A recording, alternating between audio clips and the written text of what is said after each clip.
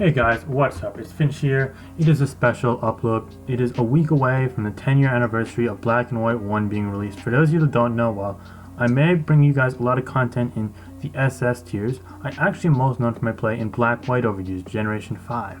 And I'm a very well-known Black and White OU tournament player, as well as other Black White tiers. I specifically really like Underused and Never Used, but we'll get into that more later.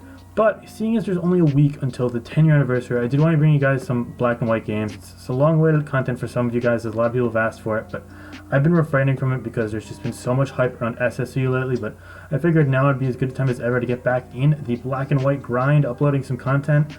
Before I get into the games, I just want to say I have played a lot of tournaments this year. I'm going to go through that list really quickly before I go into these games, but these games in particular are going to be for the Ruins of Alph World Cup. But anyway, let me get to that list real quickly.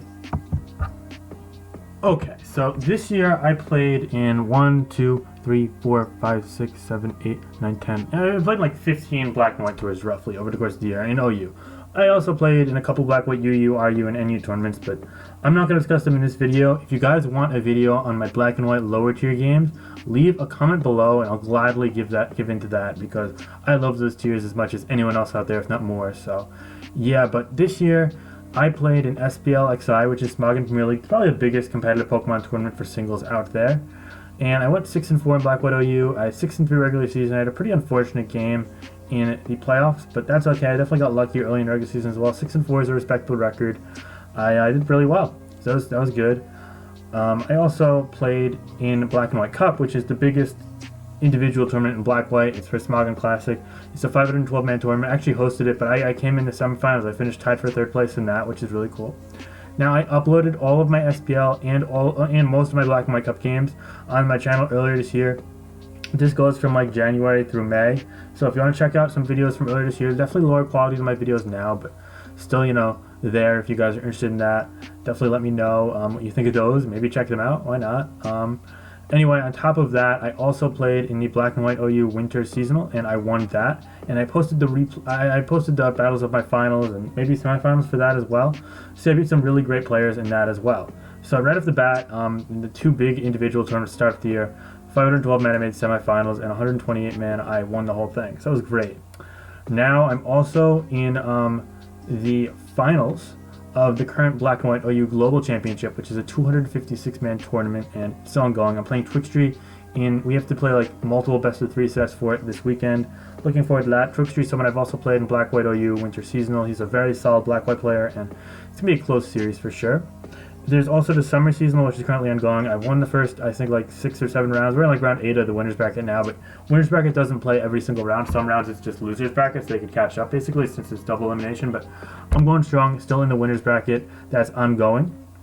I also played in some other tournaments in Black and White OU. Let me scroll down just a tad. Let me see if it's in this. 1 second. This should be fine. Okay, I'm going to just scroll down tad more. Close enough. Okay, so there's also the Origin Premier League, which I went 9-2 in. I played 9 of those games in Black White, where I went 7-2. I played 2 games in SSOU, one for a casual week and then one for a tiebreak. But yeah, 7-2 in Black White OU. I also playing the Discord Premier League currently. I'm 2-2 in Black White. Really unfortunate in one of those losses, but that's okay. I'm playing SMOU in that tournament now, just because I'm changing things up. That's fine. In Ruins of Alph World Cup, which is the tournament that I'm going to be bringing my games for in this video, I went 6-0 and my team won the finals, which is amazing, very recent. In Ruins of Alph Premier League, I actually had a rougher go in that tournament. I was struggling a little bit after SPL, just trying to get my footing. I was kind of focused on Classic at the time, but I did go 5-5. I actually started out like 2-5, then I won my last 3 games, including both the playoff games, so it was really cool. I brought all those games on my channel earlier this year as well, before I hit 1,000 subscribers, so seen a lot. But also, there's been 4 Pokemon Perfect tournaments that I want to discuss as well. It's the Black and White OU qualifier tournaments. I made it to semifinals of one, I won another, I won another, and I made it to the 3rd round of another. So this year, I've had unprecedented success in Black White OU. I mean, it's been really great. It's definitely my best tier, and I'd say that either SS or SM is my 2nd best generation, but Black White's far and away like the tier I consider myself a main of. It's the tier I really get the most. It's the tier I excel at. I've helped push metagame trends, I've helped build really common structures, and I've helped shape the metagame over the last couple of years, and it's great. I consider myself somewhere between the second and the fifth best black-white player, depending on the field of players signed up. Solwyn is far and away the best black-white player. He went 9-0 in SPL. He won Smogon Classic, and he got unfortunate around won a black-white cup, but he's also won a black-white cup before. I mean, he's got more accomplishments than me in the tier, and there's no refuting that. But as for everyone else, I personally would consider myself number 2.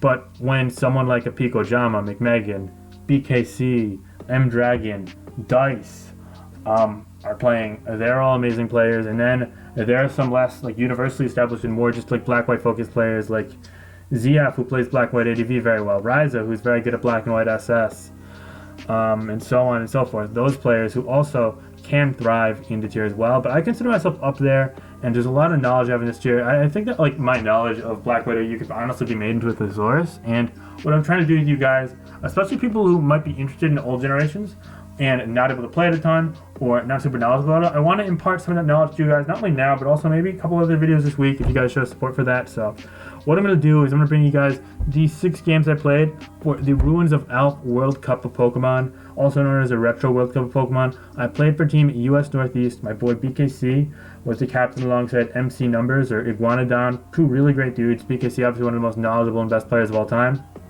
And I played in Black-White AU All Tournament. The format was, there are 3 first-round games, and the teams that I believe finish in the top 8 are able to advance to the playoffs, and we easily finished in the top 8, and then from there, the top 8 didn't have playoffs, so we won 3 rounds of playoffs since we won the tournament. So there's 6 games we have here. The first one's against Frania. Now, Frania is known more for his doubles play. In fact, he's playing doubles right now at Smogon Snake Draft, and he got picked pretty early in the second round of the tournament. However, his black-white OU play is nothing to be scoffed at. He went like 3-0 or 4-0 in the tier in relief in SPL, which was the second best differential plus minus wise behind Solwyn, even doing better than I did, although he had less than half the sample size, so not really fair to compare the two. But the point is that he did very well, and I knew that I'd have my hands full with him, and this is my battle with him for the first round. We unfortunately got paired. I definitely got a pretty solid bracket for the first round, so I was excited for these games. Yeah, right off the bat, I'm using a Rain team. Now, for those of you who don't know Black-White very well, Rain, Sand kind of define the metagame. A lot of people call it the weather generation. Personally, I'm less fond of that label, as weather wars don't truly decide the outcomes of games. They can be a part, but for example, I've won many games where I'm playing a Rain team and my Tyranitar dies before the Politoed dies, or I'm playing a Rain team and my Politoed dies before the opposing Tyranitar dies, and vice versa. It's very manageable to do that, and that's because you got to keep in mind that we're not just playing weather wars, and once you get random for the rest of the game, you ravage teams. No, part of why Sand is so consistent is that it can be prepared for Rain, and part of why Rain is so potent is that it can be prepared for the threats of Sand up the throat of it. So the game is far more widespread, far less linear than just weather wars, and I want you guys to keep that in mind, because Black-White is a tier that's largely defined by weather and teams that have weather themes and weather-based synergy on them. However, it's not cheesy. It's not like, oh, if my Politoed dies early, I'm going to lose the game against Sand teams, or if my Tyranitar dies early, I'm going to lose the game against Rain teams. It could be a hindrance, but if you're getting more than enough mileage out of that Tyranitar, say you're trapping a Latios and getting Stealth Rock up for the rest of the game after Tentacruel's weakened, or you're able to, kill 2 Pokemon, or whatever it might be, position yourself well, then that could be a great game for you. Or alternatively, if you're able to say, lose Rain, but you've already killed the Rotom-W or the Amoonguss or both, then all of a sudden it's fine. You're probably going to win the game in Sand regardless. So there are just so many conditions to it, and I want to make you guys keep in mind that weatherless is viable, Sand is viable, Rain is viable, and keep in mind weather is permanent this generation. This is before the abilities became just like the moves. So therefore, let's say I have a Tyranitar and they don't have any Rain on their team, or any Sun on their team, or any Hail on their team. Sand just stays up from the turn that Tyranitar got up, unless a move to change itself. Same goes for Rain and Drizzle with Politoed. Anyway, I'm going to go ahead and forego any other basic information, but if you have questions on that, let me know. I'm going to try and go over the basics with each team preview. But for now, I'm using a bit more of an offensive Rain team. It's a team that I use the same 6 of in the Smogon Premier League against Fakes, I believe, and I won there. But I did change some sets, so the team is going to be a substitute variant of Landorus-T. It's able to sub up on things like Body Slam Jirachi and Power Whip Ferrothorn, withstanding those attacks behind substitute, and then dealing out strong damage with moves like Thunder and Hidden Power Rise. I think this one was Focus Blast as well, although sometimes they run Nasty Plot or Agility depending on the opponent. It's a choice I can't remember. Sometimes I run Choice Specs on Keldeo, but sometimes I run 4 attacks with Fighting Gem. Fighting Gem lets Sacred Sword demolish things like Rotom-Wash, and it means that since you're not locked into a move, you could say Icy Wind into a Latios or an Amoonguss without having to potentially if they go to their Tyranitar, they go to the Heatran, you can just use a stab move the next turn, and they don't think that they think you're going to be Choice, you could kind of bluff around a lot. I also ran Payapa Berry on a similar team to help take a Life Orb hit from Reuniclus's offensive Trick Room variant and a Sash hit from Alakazam Psychic as well. This team also is always going to be Choice Scarf Latios. We have Dual Hazard Ferrothorn and Stealth Rock, Spike, Knockoff, and Power Whip. Last but not least, we have a bulky Politoed, which is pretty slow. It's either Encore, Refresh, plus Toxic, Protect, and Scald. I can't quite remember which one I had in this game. And last but certainly not least, we also have Tentacruel, just Scald, Rain Dish, Rapid Spin, shenanigans there. I don't think it's Toxic Spike or anything fancy on this team. It's either Sub or Toxic last. But yeah, no, it's a really solid Rain team. This is kind of the golden standard for Rain teams in my personal opinion. And we're up against a very solid team from Franny. In fact, a team I've used the same 6 of. Now, my variant of this team is Never Melt Ice, Ice Shard, Icicle Crash, Earthquake, Substitute, Mamoswine, Fizzly Defensive Amoonguss, which is great for things like Keldeo, but also Breloom, so it kind of gets the best of both worlds, tackling fighters on both ends of the spectrum. Scarf Landorus-T, Stealth Rock Tyranitar, Sand Force Offensive Rapid Spin Excadrill, and last but not least, a Pivot Rotom-Wash. But he might be able to change it, so I knew right off the bat I was going to assume Set. But something that I knew was that his rocker had to be one of Tyranitar, Excadrill, and the Landorus-T. And I knew for a fact that none of them would be able to kill my Ferrothorn in one hit, unless this was like an Expert Belt Fire Blast Tyranitar, which it needs Chople Berry for the Alakazam matchup, and for the Reuniclus matchup in all likelihood, and even Thundurus-T matchup in all honesty. So, because of that, I knew it'd be safe leading with my Ferrothorn, and I figured he'd want to lead with one of those. Worst case, he leads with Rotom-Wash and gets a burn off. I'm fine trading a burn for potential knockoff plus Stealth Rock. Overall, I just had to play this game really aggressively because Mamoswine decimates me late game once either of my fast waters gets chipped down, and Rotom-Wash is able to just Volt Switch around my entire team, especially if it gets a Hydro Pump off into the Thundurus-T on a switch at any point. And on top of that, both of his other grounds, Excadrill and Landorus-T, posed an imminent threat to my team. However, I knew that with Rain and Hazards up, I would be able to also threaten his team.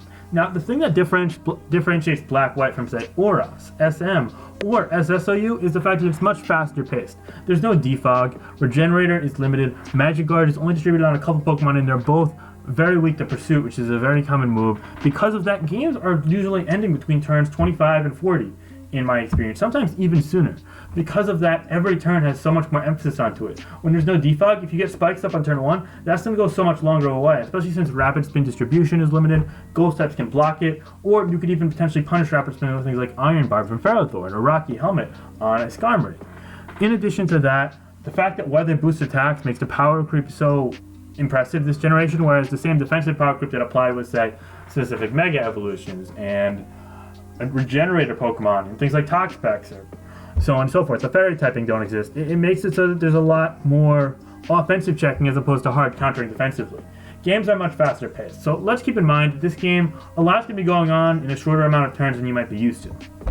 Alright, anyway, I'm going to lead with Ferrothorn for the reasons I mentioned before. He goes Rocks, I go Rocks. It's just a standard turn 1. I'm like, okay. He goes Amoonguss here, which is a bit surprising to me considering that he can't really do much to me. They tend to run Hidden Power Ice instead of Hidden Power Fire.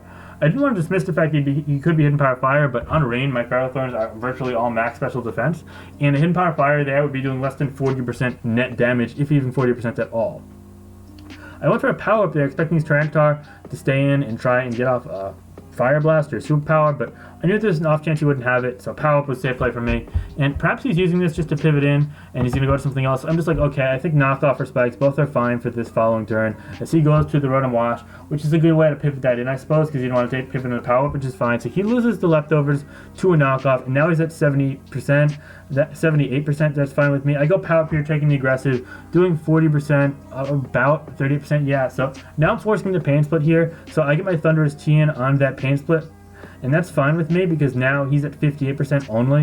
And I'm like, okay, this is actually great for me. I actually stomach a Hydro Pump from this range. I don't know if he knew that or not, but either way, I knew for a fact that there's no way he's going to let the Rotom W die against Tentacruel, Politoed, Keldeo, etc. So I go for a Focus Blast there thinking, okay, he's going to go to Drill, Tar, or Mamoswine, trying to take that Thunder, which also, by the way, has an outside chance of killing from 52%. In fact, I think it was favorable if I hit, but given the fact that it wouldn't hit, it was slightly favorable to him. However, this is also a Thundurus, which again has a lot of bulk, so therefore he didn't know my special attack investment versus my speed investment versus my HP and defense investment, etc.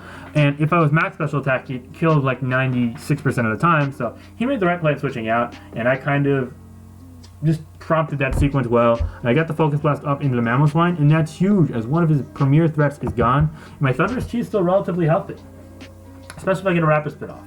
He goes to Landorus-T here, and I'm like, okay, that's fine by me. I go Politoed knowing I could reset the weather to get rain up, and if he goes for a U-turn here, that's fine, as I'm nowhere near pursuit range from Tyranitar, which he brings in. And what's good about this is that now I got Stealth Rocks on him, so therefore I'm a couple of Stealth Rocks switching closer to potentially killing him with Latios' Surf later on. He just goes for a safe crunch as I bring in my Keldeo, and he's going to see right off the bat I'm not leftovers or anything out like that. He goes to a Mungus here, and I simply go for the Icy Wind, predicting a switch. I get a nice 36% off there, and that's going to put him at only 46%, so I'm feeling really comfortable with my position here as I go to Ferrothorn now. As he goes for the Stun Spore, I'm like, okay, that's fine. I'm figuring he's probably going to go to X-Drill here trying to get a Rapid Spin off, so I want to be really careful with how I play this, and I double the Politoed knowing there's no way he's going to Giga Drain into me, and he does go to X-Drill, so I get that play correct, and I'm feeling like I'm in a really amazing position now, as Politoed Scald should be able to take out the offensive drill, and if he goes to a Mungus, then he's back on the back foot. Knowing that, I go to my Thundurus-T saying, okay, this is fine. I really would love to trade some health here, but I'm also scared of Hidden Power Ice, and I also was kind of thinking you might go for the spin with Drill, and in the off case it's a bulkier Drill, I wanted to get the Thundurus-T back in to start posing a threat. His Amoonguss play was a good mid-round, but I knew that it was going to bait him Hidden Power Ice, and that means I get Tentacruel in for free, because there's no way he's going to go for a Giga Drain into a 35% Thundurus-T and let it to a kill it, because Hidden Power, this generation, keep in mind, it's 70 base power, not 60 base power, so it's doing about 50% to Amoonguss, which is crazy strong, I know. And that's not even with max special attack modus, by the way. Anyway, he Hidden Power Ices, I regain it virtually all, and some self-rock damage as he goes to the Rotom-Wash. I get a spin-off on the Rotom-Wash here, and keep in mind with the knockoff it's stuck at 36%, so I'm going to get a Toxic off as he goes for a Hydro Pump, predicting my Thundurus-T and the Pain Split, and I'm like, okay, I got him just where I want him now, because I knew for a fact he predicted Thundurus-T there, and I felt really good about that. And also, letting the Tentacle take a Volt Switch is fine, so I'd still live a Pursuit from Tyranitar afterwards. So now, he's trying to will-with me. I go Ferrothorn here thinking, okay, worst case he Pain Splits, and he does Pain Split, but I'm still at a decent amount of health, and he is at Rotom-W that now it's 35%, so it's in range for pretty much everything. He goes Drill here, and I predict the Drill, and I double back to Thundurus-T, knowing he's trying to get that spin off and trying to keep it in check. So that's a great play for me. My leftovers go quicker as well, which reveals he's Adamant Drill, and I outrun it.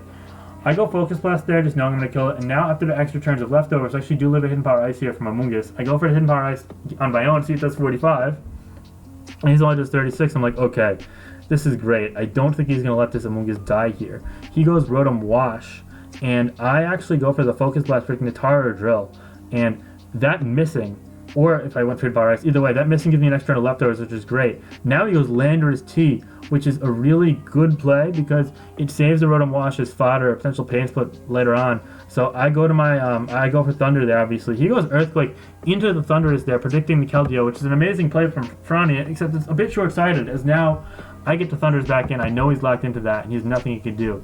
He goes to Tyranitar, and there's no reason for me not to simply click the Focus Blast there, knowing he's going to go to something because he's locked into Earthquake. It hits X-Drill, it kills Rotom-Wash, it hits Tyranitar, and I hit against the Tyranitar, thankfully. Now he goes back to Landorus-T, and I call that, and I go for Hidden Power Ice, knowing full well that he couldn't let this die. He was so far behind that he had to make the play, and I also knew that even if I get the Hidden Power Ice off there, Tar is dying after another Stealth Rock or two, so I'm fine with that. He's never getting the spin without him pressuring him. Because of that, I make the high reward, low risk play, and I pretty much end the game with that Hidden Power Ice. Now, nothing actually outruns this Landorus-T, and I've clicked all the right moves at all the right times.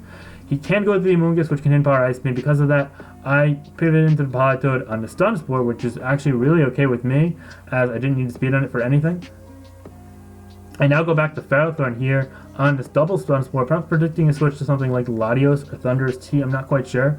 Maybe Tentacruel. Either way, he goes Drill here, and speak of the Tentacruel, I pivot into it knowing, okay, I'm fine with this trade. Scald probably doesn't quite kill in rain, but he seems to be scared of it killing, so therefore I go for Scald here. I catch the Amoonguss, don't quite get the burn, but that is more than okay with me. I go for another Scald here, just saying, okay, I just want to get this burnt, and then Thunderous, and Latios should win the game. He misses the Stun Spore, which is unfortunate, but at this point, it's adding insult to injuries. I've got a very sizable advantage. I go for the Protect here. He goes Hidden Power, perhaps predicting the Landorus-T or the Ferrothorn, but it's a little too late for him as he goes to I go Ferrothorn. At this point, I don't even know if I need to necessarily risk doubling for the drill.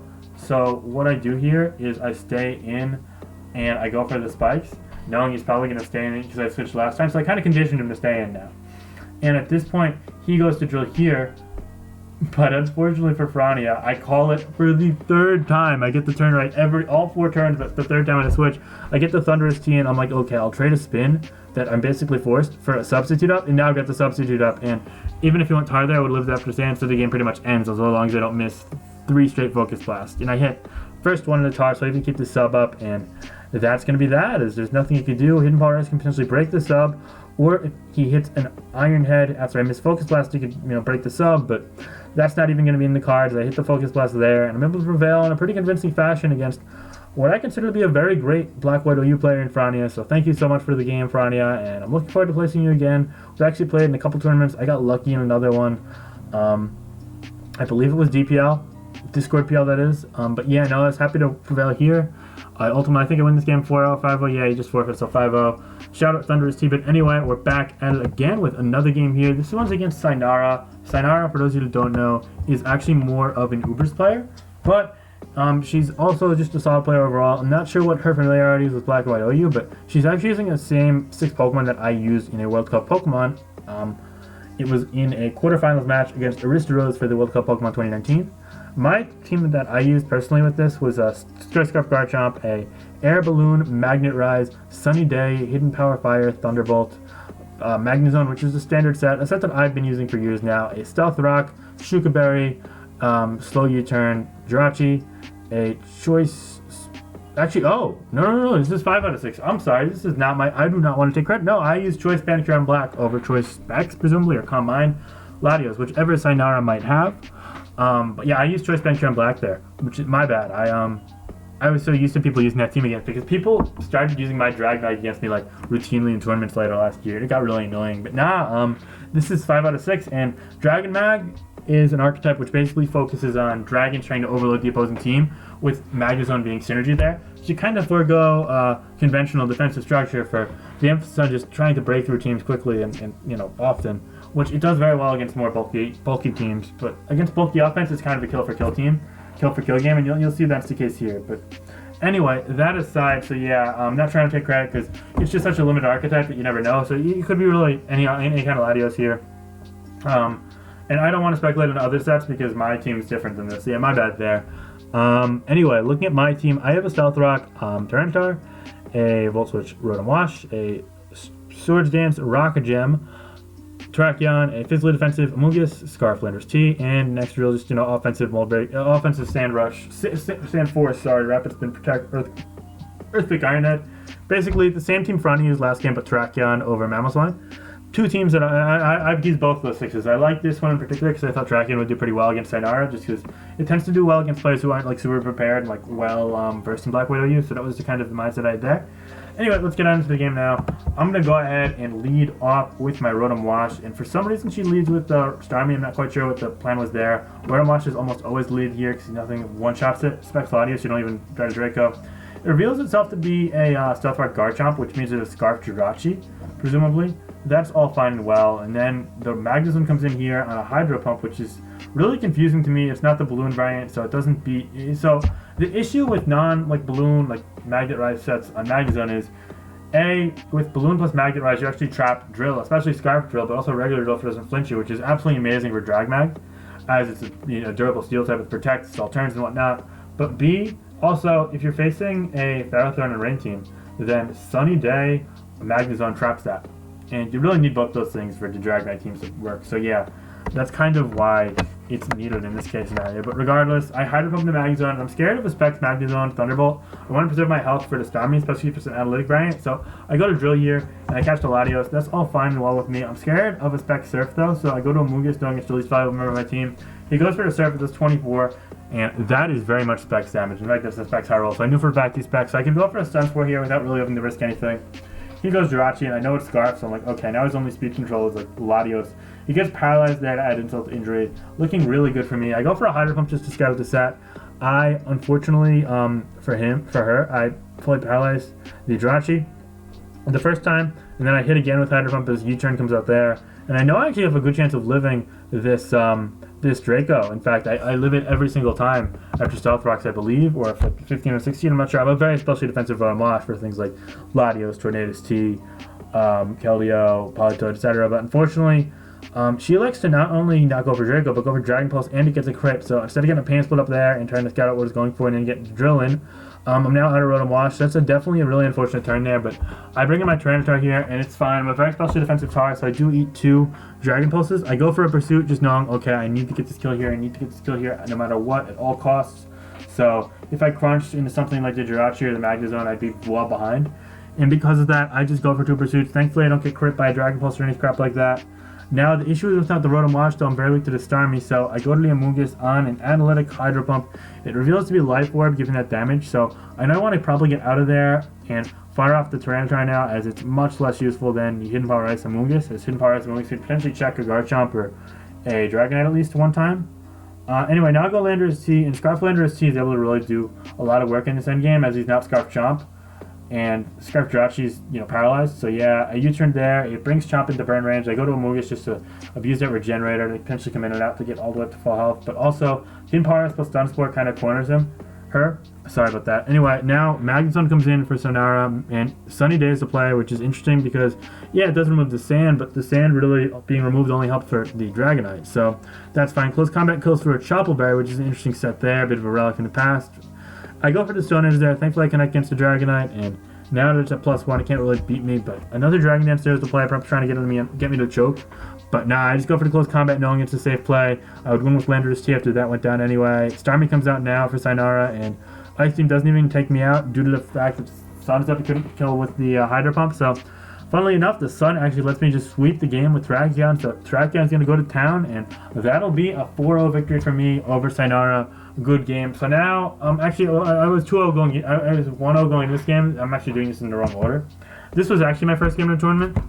I'm against Hoya, who's using the same 6 that my boy Rizo was using in SPL.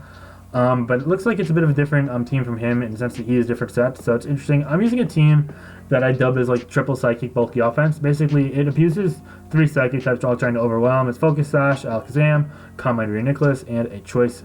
I think this is Choice Scarf Latios. Yeah, it's just a really interesting play on sand bulky offense. So, team I used in SPL as well against Dr. Caetano 93. But anyway, Hoya is my opponent here. So right off the bat, I'm going to go ahead and lose my Landorus-T, knowing it looks pretty good against this team besides Keldeo, and Landorus-T, he leads Keldeo, so I got to get the hell out of the way. He goes for the Sacred Sword, perhaps predicting the Keldeo. That's fine with me. And now, I know for a fact that, well, if he's Fight Gem, which is a deviation from the initial team, because using non-leftovers Keldeo on sand teams is kind of seen as like a dated practice, in that no one really does it anymore. So that was like, okay, I know for a fact that this is different than the Team Risey, so I don't know what to expect, but I also know that if this Keldeo takes any damage, like specifically from a Psychic here, or Psyshock here, then it's going to be really hard for Hoya to really win in the long haul, because look at Landorus-T here.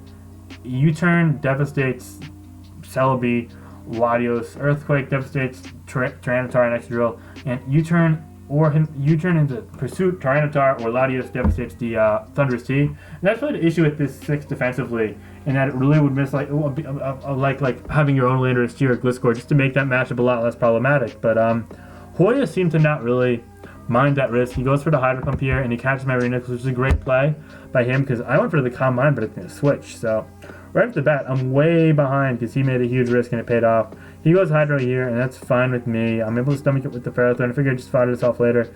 He goes Calm Mind as I go for the Endeavor predicting Sacred Sword, and now I'm kind of baffled by that play.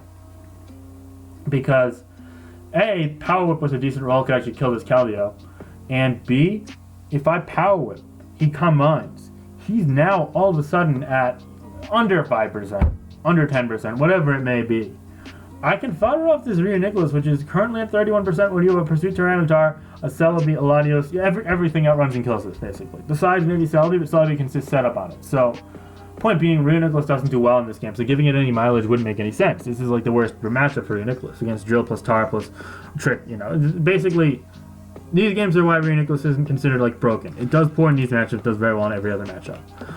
So I'm like, okay, there's no way he's gonna come. Somebody calm minds, and I didn't want to risk missing power up, so I went for Endeavor, figuring that would chip it as well. Because the idea of this team is that, say a Psychic type like Latios or Alakazam weakened me, then I could, or even a Psychic type check like a Fire move Jirachi or a Tyranitar weakened me with Superpower 5 less. It weakened me, I could just click Endeavor, and all of a sudden they're all weakened as well, and that opens up the floodgates for all my Psychics, just overwhelm them. But he went for the Calm Mind, and it worked because I wanted to avert risk, and it turns out that he took a really big risk and it paid out for him. So Hoya's not really a black-white player, so I guess I kind of see it's awkward when you're in this position because like I don't want to sound like a conceited piece of shit. Like I don't want to say plays are objectively wrong or right because this play worked out. But given the risk versus reward in it, I was a bit surprised, but it worked out for him, so I knew right off the bat I was a step behind here. So now I'm like, okay, that's fine. I actually did live a Choice Spec Sacred Sword or +1 Sacred Sword if I really wanted to with this Ferrothorn spread, but I wasn't risking it here, so I bring my Latios in, I force him out, I go for Trick, and he goes Tar. I give that to Scarf, which is actually really good because now he's not Choppleberry, so now he can't wall the Alakazam anymore. He goes Pursuit, I do get a Surf off as he's Slow Tar, so I was quicker, and now that he's locked into Pursuit, I can go Renix and I live the Pursuit so I could heal up. So I'm like, okay. I ended up trading the Latios, which I really didn't want to do against Landorus-T and Keldeo, but I knew he still had a chance of winning as well. Now, he goes for the Nasty Plot here, and I go to my Landorus-T. And a couple things. First off, every single Zelda you see right now, unless it's paired with a Magnezone, is going to be Nasty Plot plus Baton Pass. Because otherwise, you're really hard-walled by things like Skarmory and Ferrothorn. You could run Hidden Power Fire, but what if you face my rain teams? Or what if you face this Jirachi? And then there's also the fact that there's like Tyranitar. And also, you look at this team. Landorus-T, it's really only used on rain. Keldeo, it's only used on rain, or it's to sub-toxic, or to protect toxics that you see with leftovers on it. But none of that. So it looks like it's the Nasty Plot plus Baton Pass set, which Ryza also used on this 6 in SPL. And that set's slower than Landorus-T. And it also, like, look at this team. You need the bulk really for Keldeo and Landorus-T as well.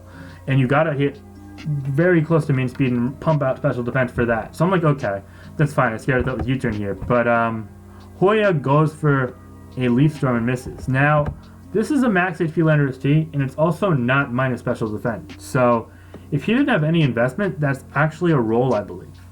But given what he said in the chat, I'm assuming he has some investment. I don't know. This, to put it bluntly, I've kind of lost understanding of where the opponent was at. I feel as if really impressive risks he's been taking so far, and I didn't really consider them. So I got fortunate that turn for sure with that miss. But now I bring in Alakazam, so maybe I died there. If I did, that's really unfortunate, but Hidden Power, Hidden Power Fire is going to struggle with Latios, but it would have 2 killed that Celebi if it was offensive enough to kill the Landorus-T probably, so yeah. Now it catches me with the double, I'm like, okay, this is like the first time I'm like genuinely getting outplayed, and I'm like, oh shit. Now, he goes for Sacred Sword here, and he gets a crit, and I'm like, oh, that's really bad, because if he went for Sacred Sword one time, he probably would have went for it again, so I could have gotten the Rhea-Nicholas back in. But, losing that there was really bad, because I needed it to check Latios, I needed it to check Celebi, I needed it to check Landorus-T, so I guess, trade for trade, I don't know, I mean, I guess in his eyes, the Rhea-Nicholas, the Leaf Storm miss was bigger, but to me, that kind of did suck, not gonna lie. But it's the game we play. It's fine. And I definitely got lucky up to that point. I bring in Zam here, I'm like, okay, I gotta start making plays. He goes to Tar here, I Psychic, I'm like, oh shit, this does not end well for me. And I hit the Focus Blast on the following turn. Keep in mind, I tricked him to Choppleberry, so at least that's out of the way. He goes X Drill here, and I'm at a why would you go Drill? It's not Scarf, is it? I don't want to risk it, so I just go on my Landorus-T here, and this man goes for the Iron Head, 18%. I'm like, okay, that is doing absolutely nothing. It's a very bulky Landorus-T, as you can see. He goes Keldeo here, I go U-turn, like, I'm not letting this thing in. I go right back to Alakazam, and you're like, wait a minute, without Choppleberry and Tyranitar, this team kind of bends over to Alakazam, and yes, indeed it does.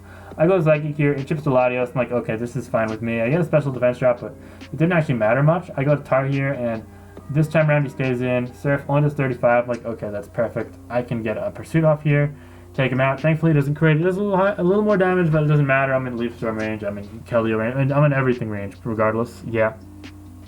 He goes Keldeo, another Sacred Sword, and now I'm down 4-3, but I have the glowing Alakazam left. Thankfully, I'm able to go for the, what do I go for into the Keldeo? I go for the Psychic. It does 22 to the drill, and it reveals he's a very specially defensive drill. I go Focus Blast, and I miss, as he goes Iron Head. And now, the luck is definitely evened out at this point, because that's a clean to a kill. In fact, Hidden Power Fire would have killed after that. Now, I need to get every single turn right to have a chance to win this game. So he Iron Heads as I go Landorus-T. I'm like, okay, I got a U-turn here, predicting the Thundurus or the Keldeo. So I get that right. Now, I go into my Reunic, because I need to get damage up on this. And I need to do it very badly. So what happens here is he goes Thunderbolt, does 55. I come mine, and I know that unless he gets max on the first and max on the second, I live 2 Thunderbolts now. So what I could do here is I could just heal up, and he goes Reuniculus thinking I'm actually Hidden Power Ice plus Thunder, but now I'm actually Hidden Power Ice plus Focus Blast. I didn't actually have the Psychic Stab. And he goes Iron Head, I'm like, okay, Focus Blast misses, but now I see how little he's doing. I'm like, wait, why is he letting me set up? Why is he giving me the game? He goes Iron Head here and he crits. I'm like, oh god, and he flinches. I'm like, oh no, no, no, no, no. You're not flinching me down. Please don't flinch me down, sir. And thank god I get the recover off. I'm like, okay. He's choking by staying in riskness. There's no reason to risk this. He gets another crit. Oh my goodness. So thank god. He's not capitalizing going to his nasty plot Celebi at any point in this exchange. And I'm like, okay, well. Eventually, I'm up to full health and he's going to get flinches, but at this point, he's lost all of his momentum. He's kind of, I don't want to say threw it away, but I feel as if he made some off-the-cuff plays early on that worked out really nicely, but this one, I kind of caught up to the fact that he was more fishing for instant gratification at points in this game, and because of that, I figured to go for the flinch sequence, so I'm like, okay, I can set up all over this. This is perfect. And now he's actually getting the flinches. It's like starting to accumulate, and I'm like, okay, come on, come on, come on. He gets the second row there. I'm like, oh god, if this flinches again, I'm going to lose my shit. And thank god I get the recover off there. I'm back up, and I've negated all that damage. Thank god. And then he gets a crit. And he flinches as well. I'm like, okay, this is just not fun anymore. Sir, please stop.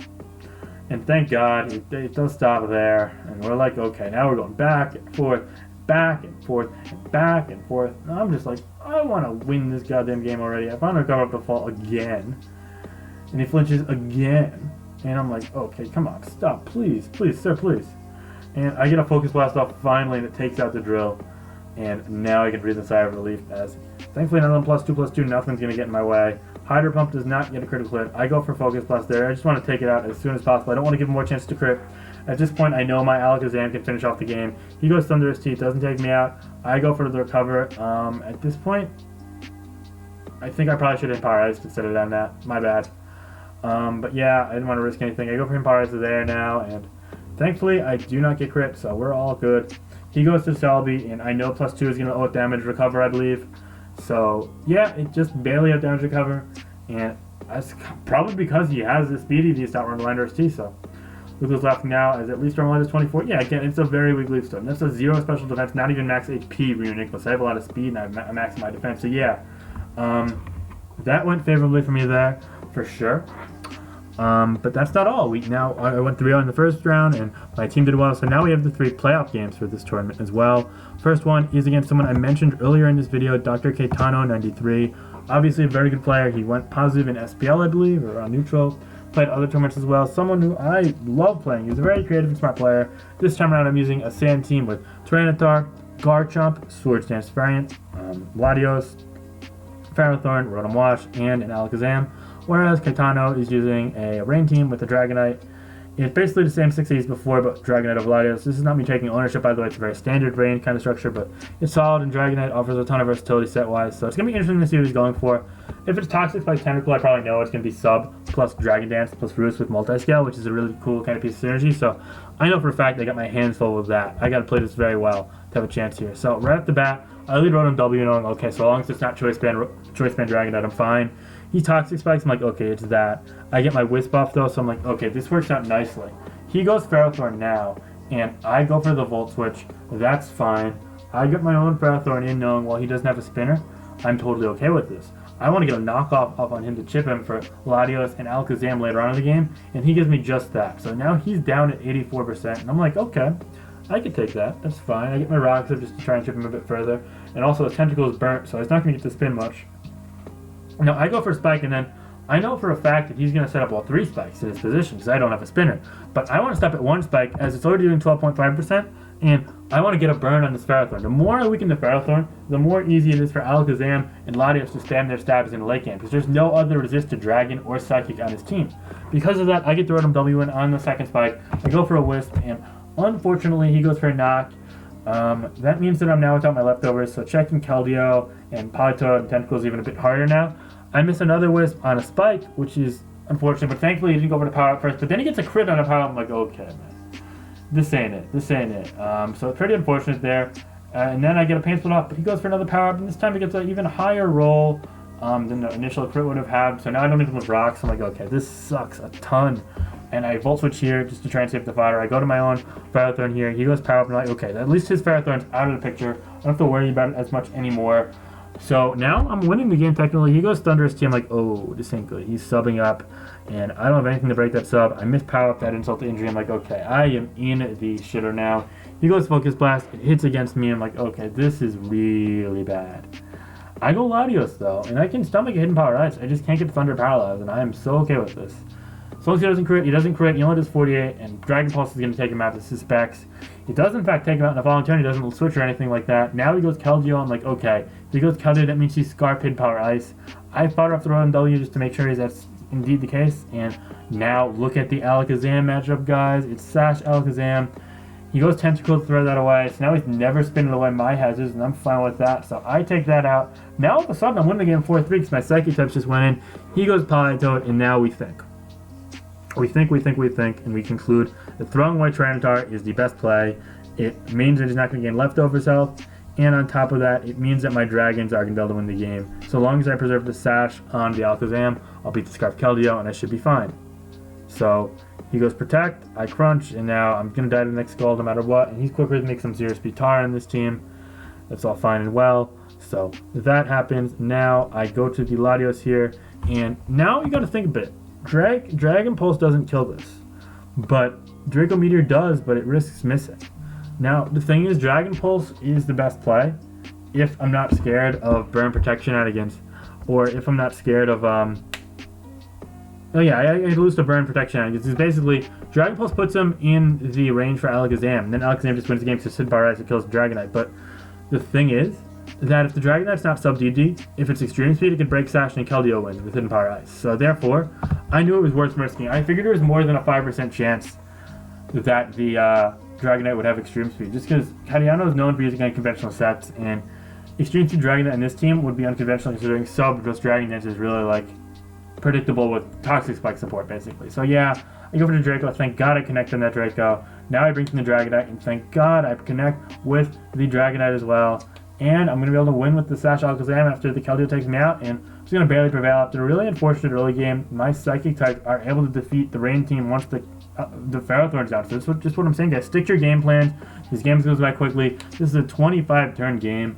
I mean, it felt much longer because there was so much going on in these 25 turns, but yeah, no. So it's a really tight block fight game. Some will prevail against a great opponent in Dr. Katana 93. Next up, I am against Nilordium for the semifinals, as my team did in fact advance to the semifinals. I'm using another Rain team. It's actually the same 6 I used in the first round. Same stuff going on all around. Solid team. He's using a variant of Smurf Hyper Offense. It's basically this type of weatherless hyper offensive team that people have been using. He's using Terrakion over Balloon, which is interesting. I guess it makes some sense with Sleep Band and all. So people still have been using Choice Band Balloon and that stuff, but hey, anything goes. Anyway, I know if my hand's full, she's got a lot of fast, threatening options, so this is going to be a quick game, guys. I like Keldeo just knowing that, okay, I could lock into... I don't have to lock in or whatever, so it's very threatening. I Icy Wind, and now... excuse me. I predict the Starmie to come in here, so I go for Hidden Power Grass. But he goes Scizor, which is really surprising considering if I go for either stab move, which both would take out Chomp and do more than Hidden Power, then Icy Wind to Starmie, while also hitting Terrakion, Volcarona, Dragon, etc. But he gets that right, and I'm like, okay, this might be like an acrobatic Scizor or something, but I'm fine. I just want to get the damage off. I go for the Sacred Sword with the Fighting Gem, and it does 52 to the Starmie, which is great. Now I go to the Ferrothorn. He goes Thunder, perhaps predicting me to stay in. I go to my Politoed, I go to my Tentacruel, and that works out well. I get the damage from Life Orb on him, and I go for Rocks as he goes Volk, and that's totally fine with me. He probably goes for the Quiver Dance here if I had to guess. He goes Quiver Dance. I'm like, okay, that's fine. I can go Politoed here, and I should be safe. He goes Bug Buzz. I live the Bug gem boosted. So I've got some special defense for Specs Latios, and that's chill with me. Now I go Tentacruel immediately. I know he's Bug Gem, so therefore he's not Lumberry. So I want to get a Toxic off on this as soon as humanly possible, and then start stalling with Protect and also my Ponyta Father. So I get a spin off first, which in hindsight might have been a little greedy, but it was actually worth it. A lot in the long haul in my eyes. I get the Toxic off there, and now I'm able to live another Bug Buzz if the Encore stays, but the Encore runs out, so I'm like, okay, I gotta Protect here, and he reveals another Quiver Dance. I'm like, okay, he's probably Hidden Power Ground if that's the case, and he figured I'd Protect, so therefore +2 kills at 52 for sure. And he does get that kill, so I'm like, okay, that's fine with me. In hindsight, going Ponyta there might have been a little better, but both of them have Protect, so I could just stall out the turns regardless, and as you see, after this turn, he's now going to be at 35%, and he's taking 31. So I go Keldeo here, knowing he's not going to be able to kill me in one shot. And as you see, strongest move against me is Bug Buzz, just 59 there. And now I can fire off the Politoed, and I take it out. So ultimately, for the price of Stealth Rock and removing his rocks, I lose 2 Pokemon for 1 in that Volcarona. Now, I go Latios here, and no, it's not Pursuit Scissor, I know it's a Swords Dance Scissor, and he goes Track Down, he wants to get out of there. I go Surf, it does 28 into the Dragonite, a great play there by Lindorium to get that right. I go Ferrothorn here, he goes Outrage into me, and only does 26, I'm like, oh, that's beautiful. I can force hazards up now. The Starmie's low. If I get 2 layers of spikes up, then that's amazing, because he can't spin into me. But he crits to Outrage, and that's so bad, because now I don't have an extra fodder for the late game, and we're going to be traded, and I'm like, okay, this is the worst. He's also been able to get an Extreme Speed off on something now. 2, if he's Lum, he isn't Lum, so no chance confused. So now I'm like way behind him, not loving this. He goes Extreme Speed, and thank God he doesn't crit Extreme Speed, as now, if I'm able to play some mind games around his last Pokemon, I might be okay. He goes to Scissor, I'm like, okay, Bullet Punch is going to kill me. I go Thunderous here, he goes Bullet Punch, and now I have to make a really interesting play here. See, if I substitute as he goes to the Garchomp, or even the Starmie, he's probably going to go Garchomp, then I can win the game in the long haul no matter what. But if he's Quick Attack, and Swords Dance Quick Attack makes a lot of sense on this team, because he's basically trying to spam out a bunch of priority moves, get as much offensive damage, and also, look how weak he is to Agility Thunderous. It just completely sweeps his team with an Agility, so I figured to have that to Revenge Kill it. I can't risk that. And I still win the game a decent amount of time if I, don't substitute. So, he goes to Garchomp, and I don't sub. I take the safe route, he dies to Hazards, I go for the Thunder, and now he goes to the Track Down, I'm like, okay. Something's got to give. I go Keldeo on the Stone Edge, and unfortunately connects, so I don't get the chance to Speed Tie. Now I go Latios, and the game comes down to a 50-50 after I take this out with Surf. He takes Starmie out with Surf, so basically what happens here is that if he goes Scizor here, and I'm in range of Bullet Punch, so if he Bullet Punches as I go Landorus-T, I stomach the 2 Bullet Punches barring a, I think I even need 2 crits, yeah. And I kill either with Thunder, and then Latios wins the game after. Yeah. However, if he Bullet Punches I stay in, I die and I lose the game. On the flip side, if he predicts the Landorus-T and goes to Terrakion, and he gets that right, then I lose the game if he hits a Stone Edge. Or, if he goes Terrakion as I stand for Surf predicting that, then I win the game. Seeing as he got the crit before, which if he didn't get the crit before, he takes another spike 3 times over, and therefore I can just, he takes another spike 2 times over, therefore he's in range of Hazards next time, so I can just always go Landorus-T here, and he can just Quick Attack, and then he can just Bullet Punch, and then he's in Hazard range for the next time, so Latios always wins the game. There's no way, but now he lives the Stealth Rock plus Spike combination if he switches out, so it's a pure 50-50, so yeah, he had to get a crit and win a 50-50, but thankfully I win the 50-50, I go Landorus-T in the Bullet Punch, and thank goodness I win the game. Close game. Some people were mad I scouted for the Quick Attack, but I think it was worth it. I was really happy with how I played this, all things considered, and this was a really tight game against a really solid hyper-offensive team, and that's what you gotta do. You gotta keep it tight. So yeah, Track-Down cannot beat the Scarf Latios, of course, as he hits the Stone Edge, and then Quick Attack is not enough for him to take me out. Surf does the trick, and that's gonna be that. So yeah, a close 1-0 victory there, my closest game of the tour so far. In the finals, I'm against Meridian. At this point, they see I'm 5-0. They just gotta bring out the cheese. My man brings out Cloyster, which, yes, it was a thing in Black-White. Was it good? No, not really. And here is why. I'm using a similar rain. I got Tornadus over Landorus-T. I also got a Payapa Keldeo because I'm scared of Alakazam. Nicholas here, so yeah, worth noting. I'm also sub on the Tentacruel on this team, I think, yeah. Or I might be Toxic, I can't remember. Anyway, he loses Landorus-T off the bat. I'm like, oh. I get out of there. I go my Latios, and he Thunders. I'm like, okay, I bet. He doesn't paralyze, thankfully. I doubled the Tornadus here, predicting the Ferrothorn. I don't want to trick quite yet. I want to have something quicker than a Starmie. So I get that right. I go for the Hurricane here. It does 40% to the Ferrothorn. He goes Gyro Ball, which virtually no one runs in their Ferrothorn right now. They're all of the power variety with knockoff dual hazards, but that's fine. He goes to the Latios and the Focus Blast after I chip him, and I protect, just some substitute plus protect stall with Frankster. He goes Landorus-T, he goes Thunder. I go my Ferrothorn, he instantly gets the paralysis, that's fine. Well, he always hits, it's raining, obviously. I just want to get my damn rocks up. I do get the rocks up. I'm like, okay, bet. He's probably going to go Focus Blast here. I don't know if I want to stick around for that necessarily, so I go Tornadus-T here just to, sorry, not Tornadus-T, just regular Tornadus. Tornadus-T is banned from Black-White, just to hopefully pop the sub. As Thunderous isn't a great match for Tornadus, obviously. So, I break the sub, he takes me out, I'm like, okay. Now, Keldeo just absolutely ravishes through his team. I'm not choiced either, so I can go for the whatever I want to do here. I think I just go Hydro, and I connect against Positive, and it's 32%. It feels he's pretty specially defensive. Now I go Sacred Sword here. Unfortunately, I'm not fighting him, so I can't take him out. He goes Scald, I'm like, okay, please don't burn. He doesn't burn, so now I can even take a +2 from Cloyster, which is really dope. Although Politoed and Ferrothorn, so regardless. But yeah, I take that out with Sacred Sword there. He goes Starmie, I'm like, okay. I think I just go Ferrothorn, it's a safe play. He goes for an Ice Beam, perhaps predicting the Latios and the Thunder. I don't really understand the play. I guess it also does the most to Ferrothorn besides Hydro, which you can miss, but I digress. Now he goes for another Ice Beam here, and I power up to take him out. Thank God I hit through it. I don't know, I didn't spin a lot, honestly, but I'll take it. Up to 50% now. He goes back to Thunderous-T. I'm like, okay, bet. I go Latios here as he goes for the Focus Blast, not even subbing. I'm not sure about that. I think sub was the best play, but maybe you want to stay healthy. Now he goes back to Ferrothorn here, and I go for Trick. I get the Lumber, and it's fine with me. I go Recover up here to see what he locks into. He locks into rocks. I'm like, okay, that's perfect. I get kills now. I can just surf until he dies if I want. And I actually Drago here predicting a switch, but that's fine. I could go back to Tentacruel. He locks into rocks. He goes Thunderous-T here, and I go for the Scald. I do 43. I think I'm quicker though, right? Or is this game I'm slower? I can't remember. I think I actually go Latios, not willing to risk that. Yeah, I go Latios as I have the Lumberry in hand from the trick, because Ferrothorn runs Lumberry for Rotom-Wash and Scalds and stuff sometimes, which, and ironically enough, his Lumberry helps me there, so that was the thought process there. Now he goes Latios as I simply go for the Surf, just not one risk missing. And I'm like, okay, actually, this is perfect for me, because if he tricks my Ferrothorn, I stay and I get it, and if he kills me, that's fine. I could just win the game with everything else easily, as he'd be at -2. I can go to Tentacruel safely. Now he goes to the Ferrothorn. I'm like, okay, again, he's going to lock into something. What's he going to lock into? Looks at power up, so he's dual attack. He's just not Knock or Spikes, which I find a bit weird, but okay, sure. I go Spin there. He kills me, and now Keldeo wins the game. Yeah. Cloyster, of course, is going to die to a Hidden Power Grass.